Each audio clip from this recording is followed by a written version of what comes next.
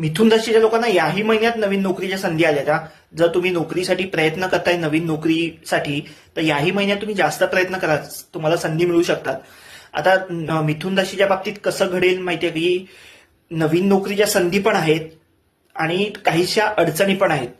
म्हणजे कसं होईल की जर तुमची नोकरी गेली असेल, तुम्ही नवीन नोकरीच्या शोधात असाल तर नवीन नोकरी पण मिळतील.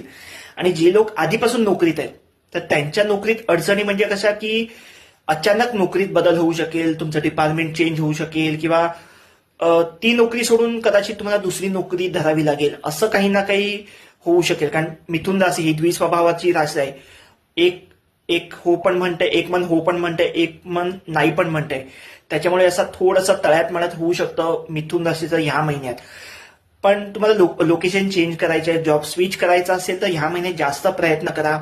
महत्वाचा काहीतरी निरोप तुम्हाला यायचा असेल, गेल्या काही दिवसापासून प्रयत्न करताय, महत्वाचा मेल आला नसेल किंवा तुमचं ऑफर लेटर मिळालं नसेल किंवा नोकरीच्या ठिकाणून अजून कन्फर्मेशन मिळालं नसेल, ह्या ज्या तुमच्या अशा अडचणी होत्या ना, त्या ऑगस्ट महिन्यामध्ये बऱ्यापैकी तुमच्या सॉल्व्ह होतील, बऱ्यापैकी चांगले रिझल्ट मिळतील तुम्हाला मिथुन राशीसाठी. मिथुन राशीसाठी सध्या लग्नाचे योग सुद्धा सुरू आहेत.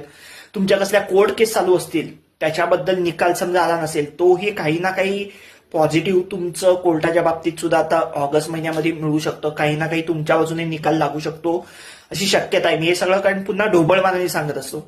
सगळं काही तुमच्या कुंडलीवर अवलंबून आहे. तुमच्या कुंडलीत चांगले योग असतील नोकरी मिळण्याचे, कोर्टाचा निकाल तुमच्या बाजूने लागण्याचे किंवा इतर काही ऑफर लेटर वगैरे येण्याचे, तुमच्या कुंडलीत तसे योग आले असतील तर तुम्हाला 100% नाही 200% नोकरी मिळण्याचे चान्सेस आहेत. पण काय टेन्शन घेऊ नका, नोकरीचे चान्सेस आहेत. तुम्हाला आता प्रयत्न चालू ठेवा, देवावर विश्वास ठेवा, पुढे सगळं काही छान होणार आहे. All the best.